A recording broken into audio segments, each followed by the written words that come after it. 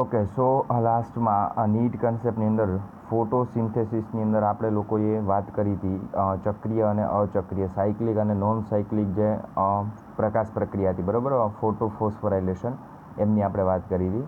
હવે એમના પછીની મિત્રો અહીંયા વાત છે એ છે પ્રોપરલી અચક્રીય પ્રકાશ પ્રક્રિયા અથવા તો એમને બીજા શબ્દોમાં આપણે કહીએ ઝેડ સ્કીમ અથવા તો એને કહેવાય કે પ્રકાશ પ્રક્રિયાની ઝેડ સ્કીમ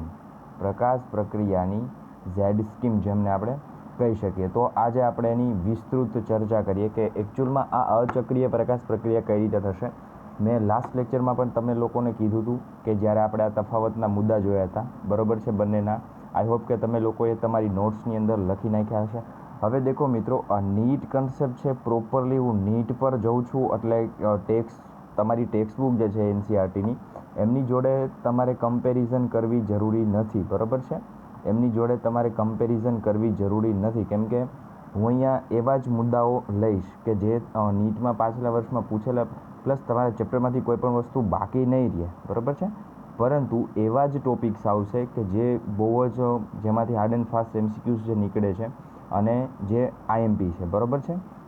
તો જોઈએ cyclic and non cyclic photophosphorylation. Okay, હવે એમની પહેલાં તમે અહીંયા જોઈ લો એક વખત કે આપણે તફાવતના જે બંને મુદ્દા આપણે લીધા હતા બરાબર. એમની અંદર મેં એવી કંઈક વાત કરી હતી કે જે આ અચક્રીય પ્રકાશ પ્રક્રિયા છે, અચક્રીય ફોટોફોસ્ફોરાઇલેશન જે છે, નોન સાયક્લિક ફોટોફોસ્ફોરાઇલેશન એ ખૂબ જ મહત્ત્વનું છે. અને એમનું મેં આગળ પણ તમને વાત અહીંયા કરી હતી કે ક્યાં થાય છે તો થાઇલેકોઇડના પટલમાં. હવે થાઇલેકોઇડના પટલમાં કઈ રીતે થાય છે તો એમની આપણે વાત આગળ ઓલરેડી કરી ગયા હતા બરાબર છે. હવે ચક્રીય અને અચક્રીય શું કામ કહેવામાં આવે તો એ પણ વાત આપણે આગળ આમની અંદર જ કરવાના છીએ બરાબર છે. તો દેખો મિત્રો, હવે શરૂઆત કરીએ કે આ અચક્રીય પ્રકાશ પ્રક્રિયા અથવા તો પ્રકાશ પ્રક્રિયાની ઝેડ સ્કીમ જેમને આપણે કહીએ, ખાસ યાદ રાખજો મિત્રો, ઝેડ સ્કીમ જેમને આપણે કહીએ એ કઈ રીતે થાય છે. તો અહીંયા દેખો આ કેટલાક જે મેં અહીંયા લખ્યા છે એ બધા એના અહીંયા જે ફૂલ ફોર્મ મેં લખ્યા છે. પી એ પ્રાઇમરી ઇલેક્ટ્રોન એક્સેપ્ટર છે, સાઇટોક્રોમ છે, ફેરોડોક્સિન છે, પછી અહીંયા એફઆરએસ જે છે ફેરોડોક્સિન રિડ્યુસિંગ સાઇટ, પછી પીક્યુ પ્લેસ્ટોક્વિનોન અથવા તો પ્લાસ્ટોક્વિનોન અને પીસી એટલે પ્લાસ્ટોસાઇનિન બરાબર છે. તો હવે દેખો મિત્રો, આ પ્રક્રિયા એકચ્યુઅલમાં કઈ રીતે થશે હું થોડુંક નાનું કરું જેથી કરીને આખી પ્રક્રિયા તમને લોકોને ખ્યાલ આવે. ઓકે, તો હવે સ્ટાર્ટ કરીએ પ્રક્રિયા એકચ્યુઅલમાં કઈ રીતે થશે બરાબર છે. તો દેખો મિત્રો, સૌથી શરૂઆતમાં આપણે જોઈએ તો એકદમ બેઝિકથી આપણે લેતા જશું બરાબર. ક્યાં ઇલેક્ટ્રોન જશે, ક્યાં કઈ પ્રક્રિયા કરશે, ક્યાં એટીપી બનશે, ક્યાં NADPH2 બનશે અને સમગ્ર પ્રક્રિયા છેવટે કઈ રીતે થઈ જશે. આમની અંદર બીજી પણ એક વસ્તુ જે મેં તમને કીધું હતું કે પાણીનું જળ વિભાજન અથવા પાણીનું પ્રકાશ વિઘટન અથવા પાણીનું પ્રકાશ વિભાજન કે જે પ્રક્રિયામાં તમને જોવા મળશે. જો અહીંયા મેં લખ્યું છે કે અહીંયા આપણને જોવા મળશે તો એ પણ કઈ રીતે થશે એમની પણ વાત આપણે આમની અંદર કરવાના છીએ. તો ચાલો શરૂઆત કરીએ. તો અચક્રીય પ્રકાશ પ્રક્રિયા અથવા તો પ્રકાશ પ્રક્રિયાની ઝેડ સ્કીમ બરાબર છે. હવે દેખો મિત્રો, શરૂઆતમાં બે પ્રકારની ફોટો પિગમેન્ટ સિસ્ટમ હશે બરાબર છે. પ્રકાશ રંજક દ્રવ્ય તંત્ર એમાંનું એક હશે PS2, બીજું હશે PS1. હવે અહીંયા દેખો મિત્રો, શરૂઆતમાં જે સક્રિય થશે એ હશે અહીંયા PS2 અથવા તો 680 નેનોમીટરની તરંગ લંબાઈના પ્રકાશનું શોષણ કરતું જે સંકુલ છે કે જેમની અંદર પણ મુખ્ય જે રંજક દ્રવ્ય છે કયું છે, ક્લોરોફિલ એ. તો સૌથી પહેલાં પ્રકાશ આવશે, સનલાઇટ જ્યારે આવશે ત્યારે અહીંયા સૌથી પહેલાં PS2 અથવા તો 680 PS680 જે છે એ સૌથી પહેલાં એક્સાઇટ થશે, સૌથી પહેલાં સક્રિય થશે અને 2 ઇલેક્ટ્રોન અહીંયા પ્રોડ્યુસ કરશે. દેખો છો મિત્રો, 2 ઇલેક્ટ્રોન પ્રોડ્યુસ કરશે અને એ 2 ઇલેક્ટ્રોનને ક્યાં મોકલશે તો અહીંયા તમે જોઈ શકો છો PE પ્રાઇમરી ઇલેક્ટ્રોન એક્સેપ્ટર, પ્રાથમિક ઇલેક્ટ્રોન ગ્રાહક પાસે આ 2 ઇલેક્ટ્રોન છે એ મોકલે છે. હવે એ 2 ઇલેક્ટ્રોન છે એ ક્યાં જશે આગળ જતાં તો PEમાંથી આ 2 ઇલેક્ટ્રોન જે છે સૌથી પહેલાં PQ. તો અહીંયા દેખો મિત્રો, PQનો મતલબ શું થશે, પ્લાસ્ટોક્વિનોન જે મેં આગળ લખેલું છે. ત્યારબાદ સાઇટોક્રોમ B6, ત્યારબાદ સાઇટોક્રોમ F અને ત્યારબાદ જે છે PC એટલે કે અહીંયા મેં લખ્યું છે પ્લાસ્ટોસાઇનિન એમાં આવશે. હવે પ્રશ્ન અહીંયા એવો બને કે આ PQ જે છે સાઇટોક્રોમ B6, સાઇટોક્રોમ F અને આ PC બરાબર. આ બધા અલગ અલગ પ્રકારના શું છે, અહીંયા પણ FD આવશે, ફેરોડોક્સિન, બરાબર છે. એ બધા શું છે, તો એક ખાસ પ્રકારના એ જે છે ખાસ પ્રકારના એક પ્રોટીન સંકુલ છે.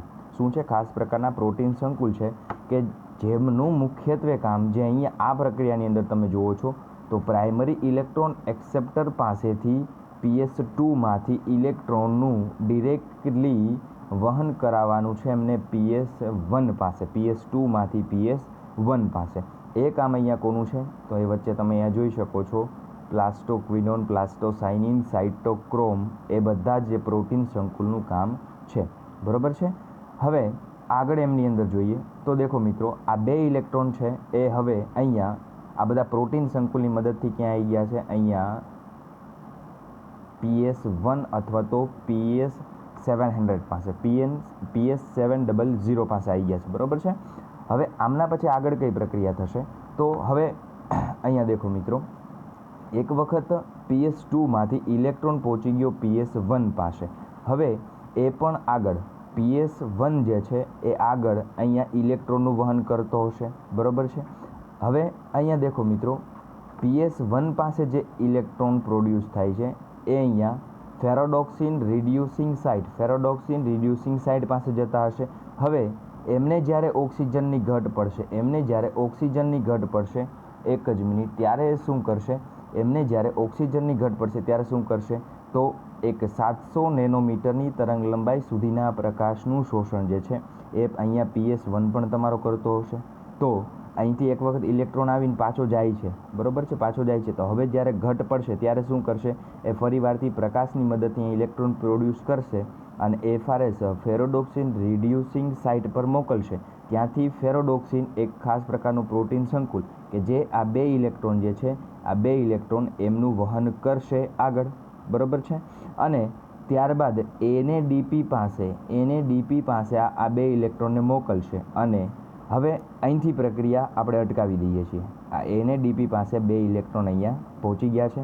હવે અહીંથી આપણે પ્રક્રિયાને અટકાવી દઈએ. હવે દેખો મિત્રો, એક વખત અહીંયા યાદ રાખો કે પ્રકાશની મદદથી P680 જે 2 ઇલેક્ટ્રોન મેળવ્યા, એ 2 ઇલેક્ટ્રોન પ્રોટીન સંકુલની મદદથી ફરતા પહોંચ્યા PS1 પાસે. ક્યાં પહોંચે છે? તો PS1 પાસે પહોંચે છે. હવે ત્યારબાદ શું થશે? અહીંથી એ ઇલેક્ટ્રોન જે છે, અહીંથી આ PS2માંથી જે આવેલા ઇલેક્ટ્રોન છે એ ક્યાં જશે? અહીંયા ફેરોડોક્સિન પ્રોટીન સંકુલ પાસે. ક્લિયર? હવે અહીંયા એક વસ્તુ ક્લિયર એ પણ સમજો કે અહીંથી એક વખત ઇલેક્ટ્રોન આવી ગયો છે, અને ઉપર જતો રહ્યો, 2 ઇલેક્ટ્રોન જે એક્સાઇટ થયા હતા, બરાબર, PS2માંથી, તો આને પણ ઇલેક્ટ્રોનની ઘટ પડે. તો એ હવે પછી ઇલેક્ટ્રોન ક્યાંથી મેળવશે? તો દેખો મિત્રો, અહીંયા પાણીનું પ્રકાશ વિભાજન અથવા તો પાણીનું પ્રકાશ વિઘટન થશે. ખાસ યાદ રાખજો મિત્રો, પાણીનું પ્રકાશ વિઘટન થશે અને જેમની મદદથી 2OH- પ્લસ 2H+ પ્રોડ્યુસ થશે અને 2 ઇલેક્ટ્રોન પ્રોડ્યુસ થશે. ખ્યાલ આવે છે? આ પ્રકાશ વિઘટન જે છે, પાણીનું પ્રકાશ વિઘટન, એ ક્યાં થશે? તો દેખો અહીંયા સિમ્પલી તમને એક વસ્તુ સમજાવું કે જે એક મિનિટ અલગ એક પેનથી તમને સમજાવું. આ થાઇલેકોઇડ જે છે, બરાબર છે, આ થાઇલેકોઇડની જે રચના છે એમાં જે વચ્ચેની સ્પેસ છે, હું જે યલો કલરથી જે ડ્રો કરું છું, આ વચ્ચેની સ્પેસ તમે જે જોઈ રહ્યા છો, અહીંયા જે છે આ પ્રક્રિયા થશે. It is clear? તો પાણીનું પ્રકાશ વિભાજન થયું, જેમાંથી 2 ઇલેક્ટ્રોન છૂટા પડ્યા, 2OH- પ્લસ 2H+, આટલું પ્રોડ્યુસ થયું.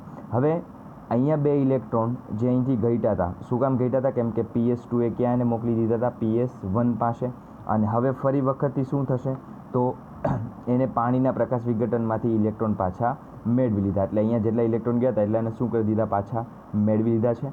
હવે અહીંયા શું થશે? આ બાજુ પ્રક્રિયા કેવી થશે? તો એ જુઓ તમે.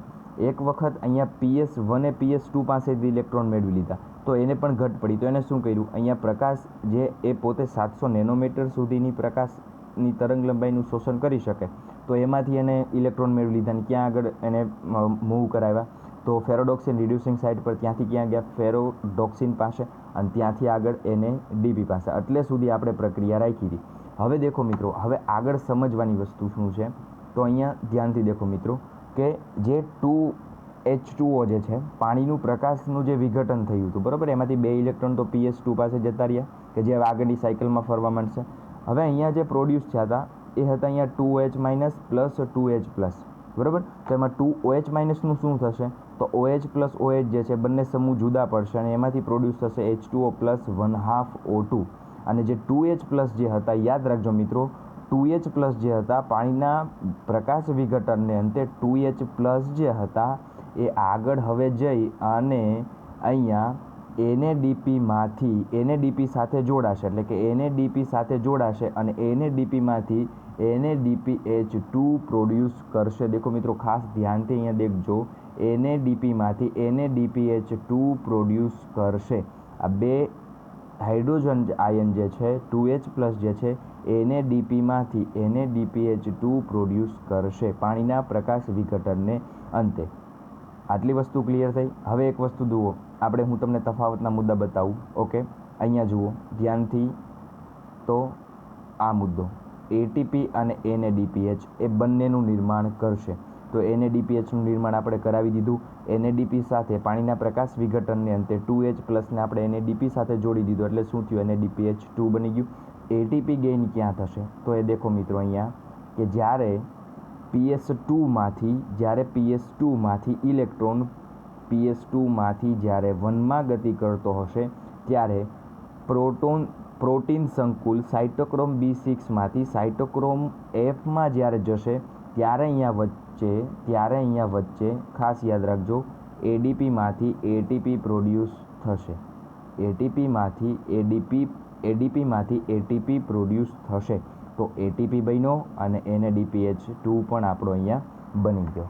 ઓકે મિત્રો, હવે આ પ્રક્રિયાને અચક્રીય પ્રક્રિયા શું કામ કહેવામાં આવે, કેમ કે અહીંયા દેખો મિત્રો, એક વખત ઇલેક્ટ્રોન PS2માંથી પ્રોડ્યુસ થયો. હવે PS2માંથી પ્રોડ્યુસ થયેલો ઇલેક્ટ્રોન છે એ ક્યાં ફર્ધર મૂવ થયો, PS1માં. એ ઇલેક્ટ્રોને શું કર્યું, તો આગળ NADPH અને NADPH2ના નિર્માણમાં એ શું થયો, વપરાઈ ગયો, એમનો યુઝ થઈ ગયો. એ ફરી વખતથી અહીંયા PS2 પાસે આવતો નથી. PS2માંથી PS1માં ત્યાંથી શું થશે, એનો યુઝ થઈ જશે, ત્યાંથી ફરીવાર આવતો નથી. માટે આને કહેવાય નોન સાયક્લિક અથવા તો અચક્રીય પ્રકાશ પ્રક્રિયા, અચક્રીય ફોટોફોસ્ફોરાયલેશન. ઇટ્સ સિમ્પલ છે. હવે દેખો મિત્રો, જ્યારે તફાવતના મુદ્દાની વાત આવે છે ત્યારે એક વસ્તુ અચક્રીયમાં ખાસ સમજવાની છે કે અચક્રીય ફોટોફોસ્ફોરાયલેશનમાં PS2 અને PS1 આ બંને ભાગ ભજવશે. જ્યારે ચક્રીયની આગળ આપણે વાત કરશું ત્યારે એમની અંદર આપણને શું જોવા મળશે, તો એમાં ઓનલી ફોર PS1 એક જ સંકળાયેલું હશે, બરાબર છે. તો બીજી વસ્તુ આમની અંદર કે આ પ્રક્રિયાને ઝેડ સ્કીમ શું કામ કહેવામાં આવે, કેમ કે એક વસ્તુ સમજો, પ્રકાશ આવ્યો, બરાબર છે, એ પ્રકાશ આવવાથી પ્રકાશની હાજરીમાં PS2 સક્રિય થશે અને 2 ઇલેક્ટ્રોન એક્સાઇટ કરશે, 2 ઇલેક્ટ્રોનનું નિર્માણ કરશે, બરાબર છે. હવે દેખો મિત્રો, એમના પછી શું થશે, તો 2 ઇલેક્ટ્રોન અહીંયા પ્રોડ્યુસ થશે અને ત્યારબાદ PS2માંથી PEA પ્રાઇમરી ઇલેક્ટ્રોન એક્સેપ્ટર પાસે જશે, વિવિધ પ્રોટીન સંકુલમાંથી PS1 પાસે જશે, ત્યાંથી ફેરોડોક્સિન રિડ્યુસિંગ સાઇટ પર જશે અને ત્યાંથી NADPH2નું નિર્માણ કરશે.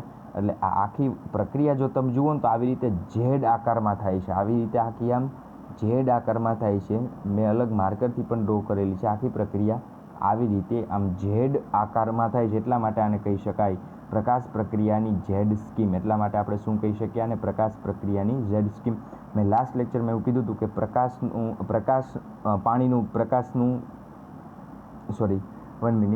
પાણીનું પ્રકાશ વિઘટન કે જે અહીંયા મેં તમને દર્શાવ્યું છે, બરાબર, આ રીતે થશે, બરાબર છે. જ્યારે ફોટોન એટલે કે પ્રકાશ જ્યારે આવશે ત્યારે 2H2નું 2H માઇનસ 2 ઇલેક્ટ્રોન અને 2 હાઇડ્રોજન પ્લસમાં રૂપાંતરણ થશે 1/2 O2, અથવા આને એક O પણ કહી શકીએ, H2O અને 2H પ્લસ NADPH2નું નિર્માણ કરશે અને આગળ ATP પણ ગેઇન થશે.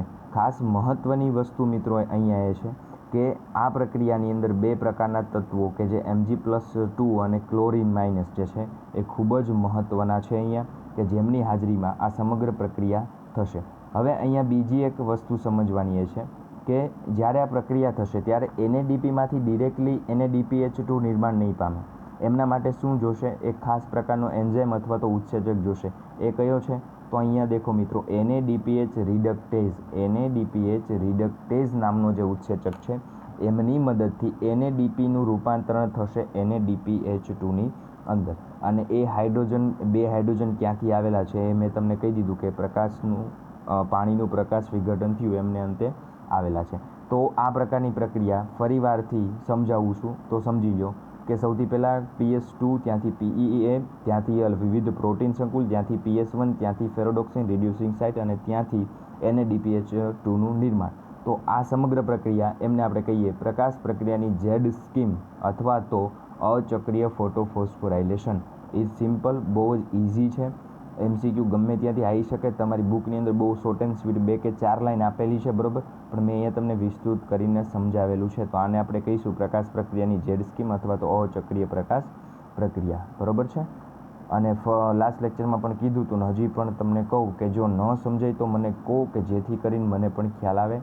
હવે અહીંયા આપણે ફરી એક વખત આ મુદ્દા જોઈ લઈએ, અથવા તો એ આપણે પછી પણ જોઈ શકીએ તો ચાલે. તો અહીંયા જે આપણે વાત કરી હતી કે ઇલેક્ટ્રોનનો જે સ્ત્રોત છે, તો અચક્રીય પ્રક્રિયાની અંદર એ કોણ છે? H2O છે. એ તમને ખબર પડી ગઈ. ઓકે, અહીંયા આ અચક્રીય પ્રકાશ પ્રક્રિયાની અંદર ઇલેક્ટ્રોનનો જે સ્ત્રોત છે એ કોણ છે? અહીંયા H2O છે. કઈ રીતે? તો પાણીનું પ્રકાશ વિઘટન થયું એને અંતે આપણે અહીંયા શું મેળવ્યો હતો? ઇલેક્ટ્રોન ગેઇન કર્યો હતો, બરાબર છે. તો આઈ હોપ કે તમને લોકોને બધું સમજાઈ ગયું હશે. અને હવે નેક્સ્ટ આપણે વાત કરીશું ચક્રીય પ્રકાશ પ્રક્રિયાની. Okay, thank you.